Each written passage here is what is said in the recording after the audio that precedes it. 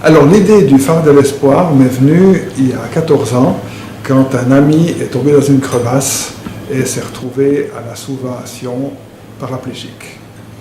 Il avait le moral tellement en bas qu'il a même pensé à se supprimer en se disant qu'est-ce que je vais faire dans un fauteuil roulant alors que j'ai été champion de judo et directeur d'entreprise. Et puis petit à petit quand même, il a repris le moral et il s'est battu. Maintenant, il a fait une nouvelle vie et il joue au golf. Il vient de faire les championnats du monde de golf pour paraplégiques. Et il a écrit un livre qui s'appelle « Lève-toi et swing ». Et ça m'a donné l'idée de faire un phare, une sculpture cinétique qui va être exposée à la clinique romande de réadaptation. Et dans ce phare, je vais mettre en mouvement des objets que vont me donner des handicapés qui ont réussi à faire de la compétition, à faire du sport, à écrire des livres. Et le message sera pour ceux qui sont actuellement dans un fauteuil roulant à la clinique, de leur dire, tu vois, tous ceux qui ont donné un objet qui tourne là dans ce phare, ils sont passés par là où toi tu es maintenant. Donc il faut garder l'espoir. Donc il faut garder l'espoir. Voici la pièce de base, une roue de grand diamètre qui pèse à elle seule 280 kg et servira de socle à ce phare de 4,50 m de haut. Dans les mobiles, il y a toujours des roues pour transmettre le mouvement. Alors voilà une machine qui est faite pour courber des pièces de métal. Et quand on voit des profils aussi costauds que ça en T, on imagine la force qu'il faut à cette machine pour arriver à plier ce métal. La pièce est ensuite coupée à la scie à disque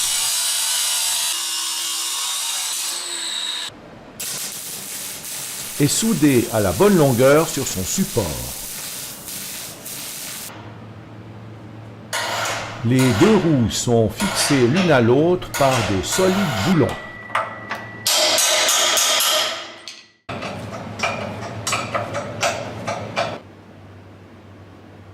C'est maintenant au tour de la roue supérieure de trouver sa place au sommet du phare. Cette roue de fauteuil roulant est préparée pour accueillir le fauteuil de ski pour handicapés. Des trous sont percés et des barres métalliques coupées à bonne longueur sont fixées en croix. Voilà le premier élément que je vais installer sur le mobile. C'est toujours un grand moment, le premier élément qu'on installe. C'est un châssis qui permet à des handicapés de faire du ski. Alors l'idée, comme ce châssis est assez lourd, je vais le fixer sur une roue de fauteuil roulant et cette roue de fauteuil roulant va tourner avec cette pièce qui sera verticale à l'intérieur de mon châssis. En premier, il faut que je fixe ça sur cette roue qui est là par terre, qui va me servir d'axe. Alors, j'ai rigidifié tout ça pour que ce soit solide, vu le poids de la pièce. Parce qu'évidemment que tout ce que je fabrique, il faut que ça tienne longtemps, durablement. Au moins 100 ans. En plus. Au bout de 100 ans, on change les roulements à billes. Première révision. Qui sont standards, première révision, et après ça repart pour 100 ans, voilà. Sans problème. Alors, un des défis dans l'art cinétique consiste à trouver les équilibres. C'est-à-dire qu'il y a des pièces qui sont plus lourdes d'un côté que de l'autre, et vraiment si on veut que ça dure longtemps, que ça tourne bien et qu'il y ait peu de contraintes, il faut équilibrer. C'est vraiment le mot d'ordre, c'est d'équilibrer toutes les pièces. Ça diminue le risque d'usure et puis voilà. les mauvais bruits, si on veut. Les bruits, et puis surtout aussi les contraintes sur les moteurs, parce que moi j'utilise des moteurs minuscules, ouais. Et avec ces moteurs minuscules, on peut faire tourner des pièces qui pèsent 100 kg, simplement parce qu'elles sont équilibrées. Alors j'ai plusieurs méthodes pour former les barres de métal. Je prends des barres qui sont droites, et pour les courber, j'ai soit l'étau, soit des roues qui m'aident à donner des formes. Ce sont des roues de diamètres différents, comme ça je peux faire des courbures différentes. Là c'est bon.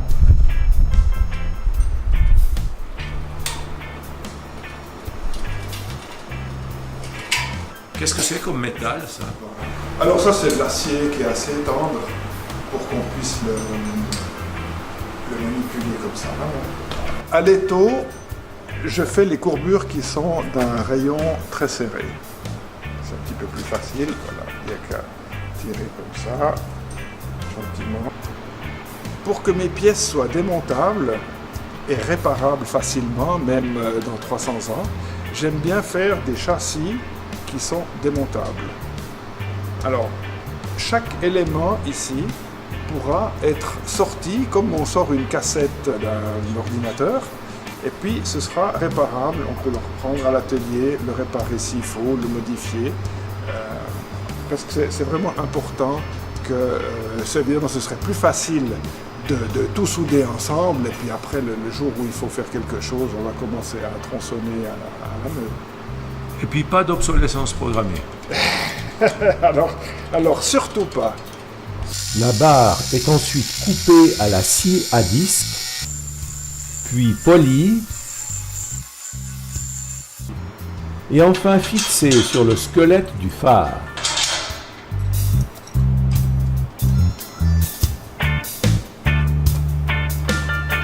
Fixation également d'une autre roue.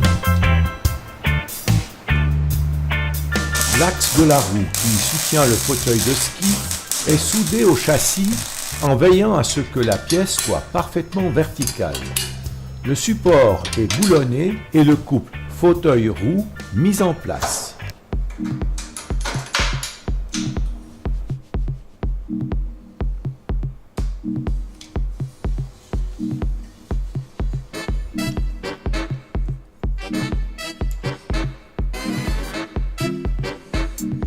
Les objets les plus insolites sont actionnés par des courroies. Le tout tourne sans aucun effort ni grincement.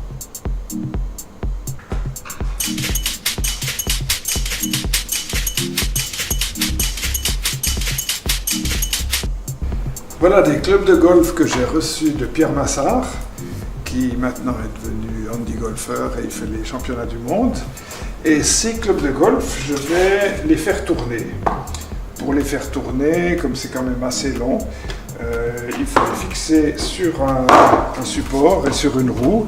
Et cette roue-là, qui vient aussi d'un engin pour aider les handicapés, je vais regarder comment pouvoir fixer ça. 3 clubs. Toujours, il faut trouver une façon équilibrée pour que tous les mouvements se fassent de façon harmonieuse et sans contrainte.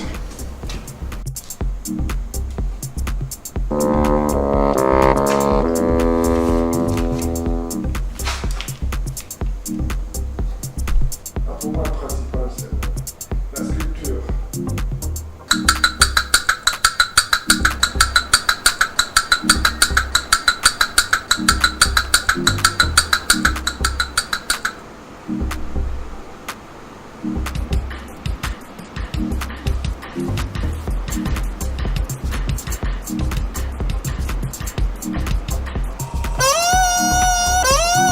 Les balles de golf sont percées.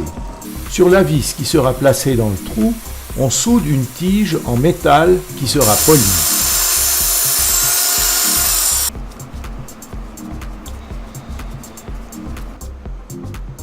Les voilà déjà sur leur tourniquet.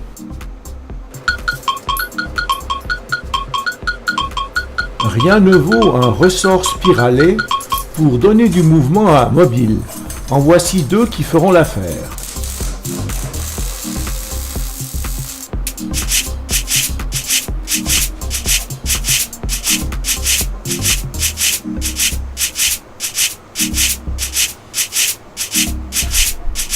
Et un trèfle à 4, ça vous intéresse?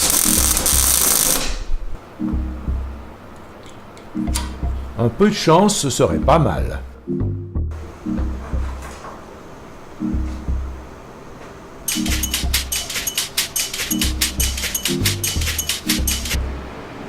Oh, la belle pièce. je vais lui trouver une place sur mon phare avec un élégant balancement.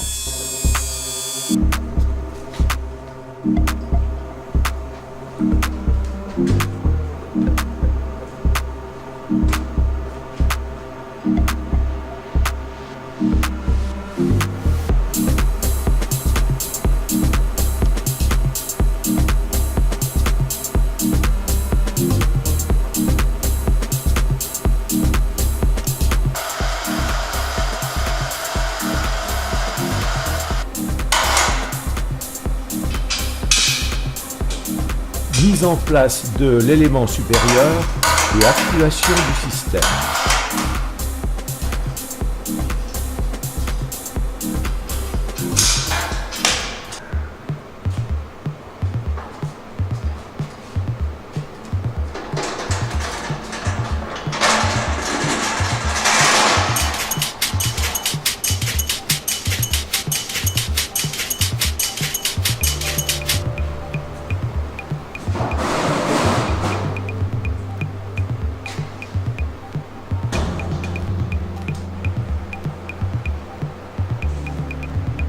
Présentation des ouvrages qu'ont écrits les handicapés.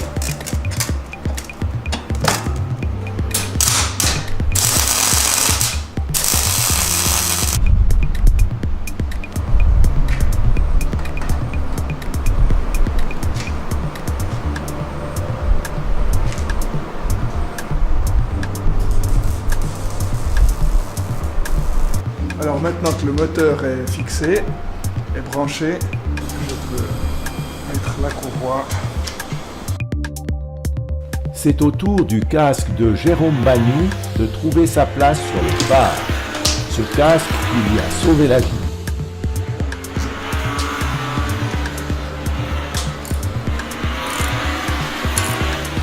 Je vais donner 3 objets pour le phare de l'Espoir. Mon casque de moto du jour de l'accident, un fauteuil roulant et une raquette de tennis. Le casque symbolise vraiment le passage de la vie d'avant à ma vie d'après l'accident. Le fauteuil roulant, c'est vraiment le symbole de l'autonomie qui m'est indispensable chaque jour pour me déplacer. Et la raquette de tennis, c'est le symbole de la vie sociale qui a repris après mon accident. Ça, c'est la bobine du fil de mon appareil à souder. Et puis, plutôt que de le jeter, je me dis que ça fait un joli petit carrousel.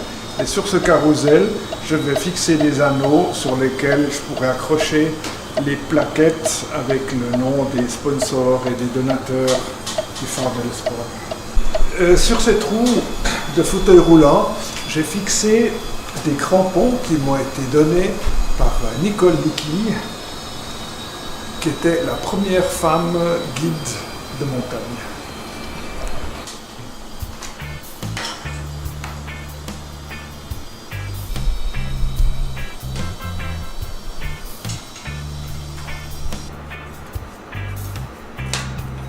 Voici le pédalier d'une célèbre machine à coudre.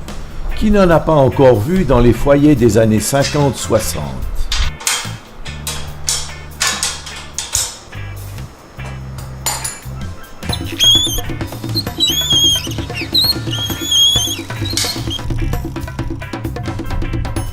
Yves Vionnet a donné son snowboard qui va pouvoir twister sur le phare en cadence avec 2 prothèses de pied.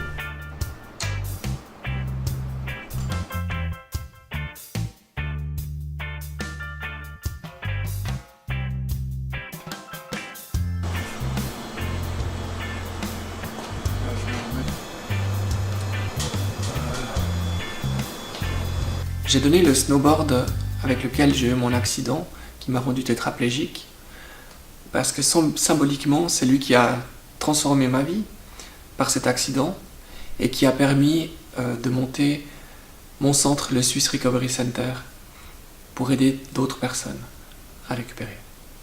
Silke Pan a offert l'un de ses nombreux trophées de compétition de handbike, une belle victoire sur le Tour d'Italie. La Coupe de la victoire absolue au Giro d'Italie Handbike 2017 représente pour moi une double victoire, car ça a été une reprise après avoir décidé d'arrêter les compétitions en 2016. Et après ça, une nouvelle lancée de succès au niveau compète a commencé.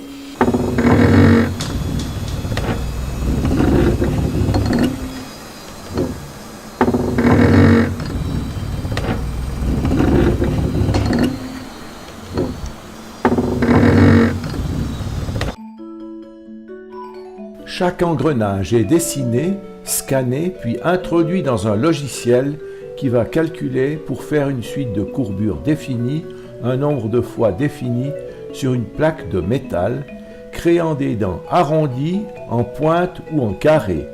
L'opération se poursuit avec une autre plaque de métal qui doit recevoir l'information de la première pour tailler les dents au bon endroit. C'est une autre machine qui va assurer la découpe, nécessitant encore des ajustements de limage et polissage.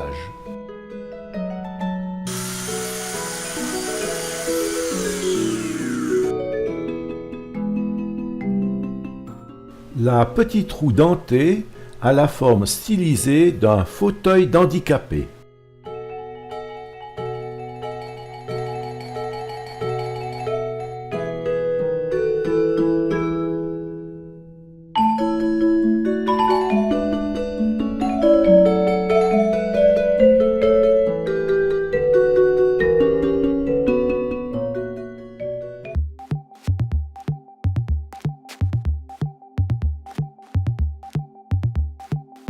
Au premier regard, tout semble maintenant terminé.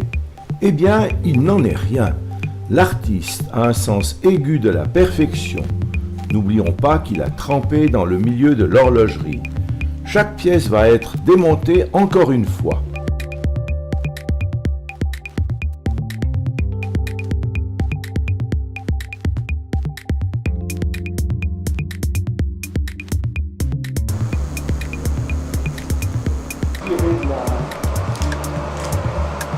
Tout est prêt. On commence par un ébarbage puis polissage grossier.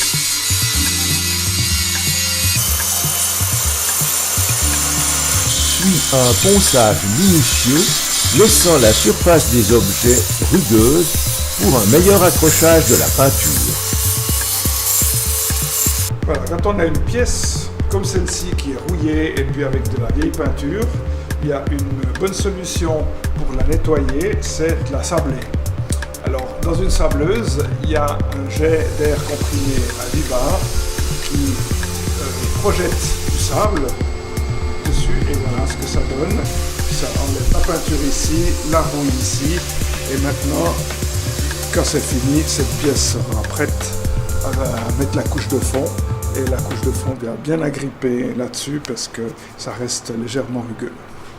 Ça enlève la rouille jusque dans les pores du métal. Il n'y a plus de rouille du tout. Étape suivante, l'application de la couleur avec des sprays. La pièce peut être vue ou multicolore, permettant de mieux apprécier son mouvement si c'est une roue qui tourne.